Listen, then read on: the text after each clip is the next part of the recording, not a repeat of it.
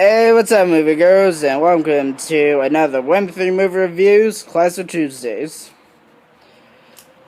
Today's Classic Tuesdays is on the psychological thriller Memento, which is directed by Christopher Nolan and based on the short story Memento Mori by Jonathan Nolan. The cast includes Guy Pearce as Leonard Shelby, Carrie-Anne Moss as Natalie, Joe Pantoliano, down there I don't know how to pronounce that last name, as Teddy, aka John Edward Gamble, aka John G. Stephen Tobolowsky, I don't know how to pronounce that name either, as Sammy Jenkins, Georgia Fox as Leonard's wife, Calum Keith Renio, couldn't read my writing in a minute, Rennie as Dodd, Mark Boone Jr. as Bert, and Larry Holden as Jimmy. And before I get into this, you should know, going in, that this movie is the very definition of a non-linear movie with very confusing storylines intertwined with the chronologically forwards and backwards storylines simultaneously coming up against each other with a bunch of twists and turns in the plot. And for the chronologically forward storyline is shown with the black and white, and color is chronologically reversed.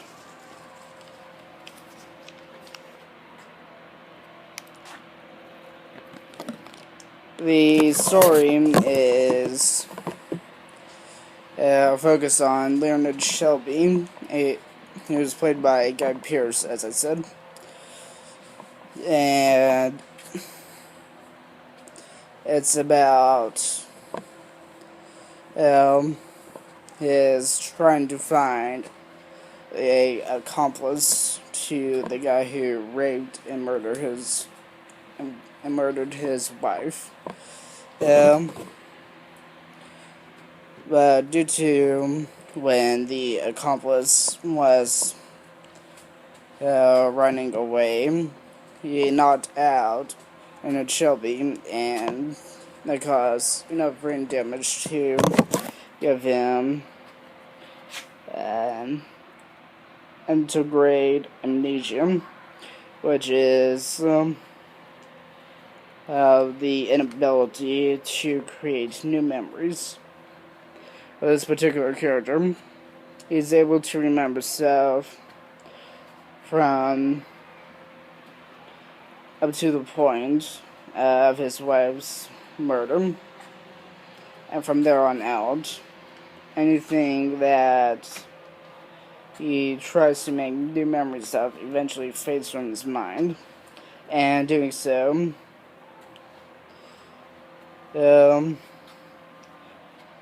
can't keep in mind important stuff to know, for which is shown to be solved within doing three things: taking pictures of places and people, like the motel he's staying at, the guy who he presumes to be John G., a ally, etc., and writing notes on those pictures to himself so I can go back through and read what Um, he said about certain people or places in the past. And also, gets notes that he writes down tattooed onto his body. So he can, like, look in the mirror or look down and see about it.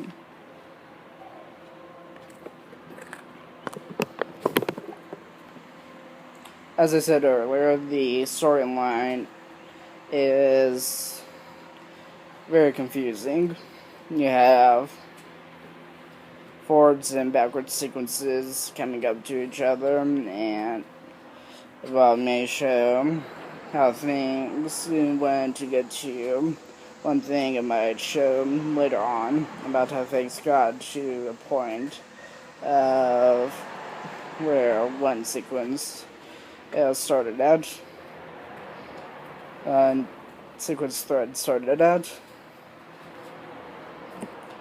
But as far as the actual sequences themselves, from what I was able to catch, there are 4 sequences, one of which is the ultimate conclusion about the mystery within this movie surrounding the main character. And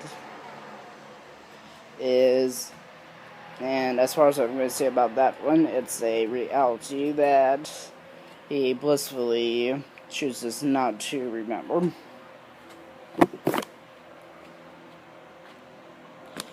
But as far as the other 3 go, the first one is having Teddy be John G. and him and Leonard tracking him down and having him as the target,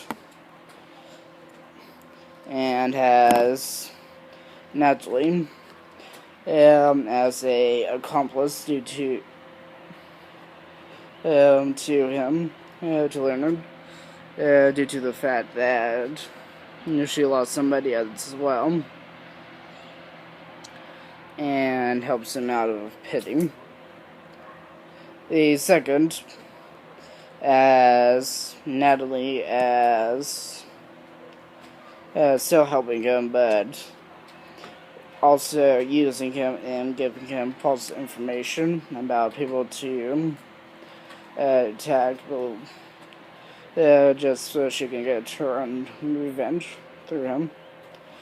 And it's shown during this sequence that she's like abusive and pretty much a complete jerk to him, but relies on the fact that he would eventually forget and everything could be okay between them once he has forgotten, and she could keep on using him.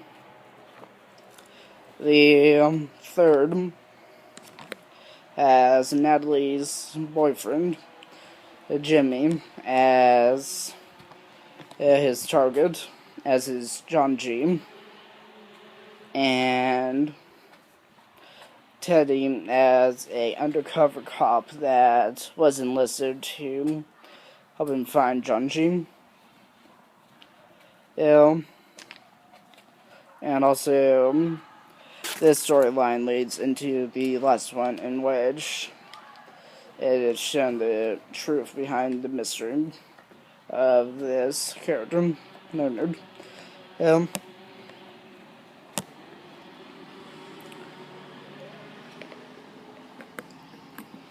And throughout each storyline, there's like many threads about both backwards and forwards, first off, and also about how certain things throughout the sequences happened and things leading up to even those points.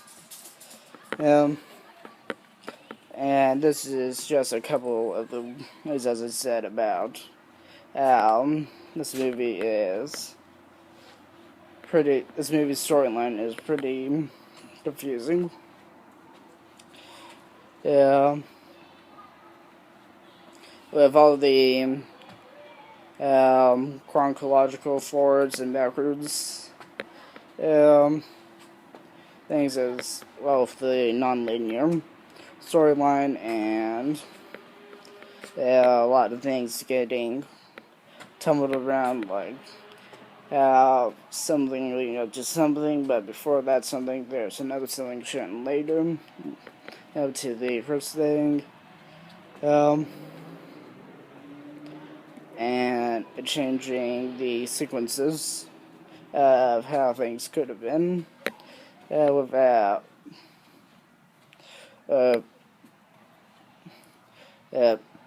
just a blink of eye.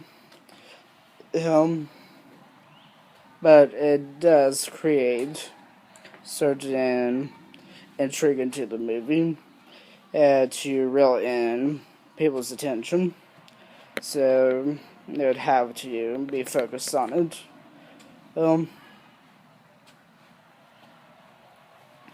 Unless they just want to watch the all chronological version that can be found like on a special features and disc of this movie. Anyhow, as seeing as how non-linear it is, I'm not going to be rating this movie based on clarity, because if that was so, that would be really impossible to do. But rather on the intrigue into the movie caused due to this, and also how good the movie was itself. And as seeing so, on a scale of 1 star being poor and 5 stars being excellent, I'd have to give this movie a solid 5 stars. That's it for today, moviegoers, but got a couple of cinema Thursdays coming up on Pacific Rim and The Conjuring. Also, the Cinema Thursday and Tell News Wednesday of this week is going to be pushed back a little bit. But until then, have a good rest of the day, and catch you later, moviegoers. Bye.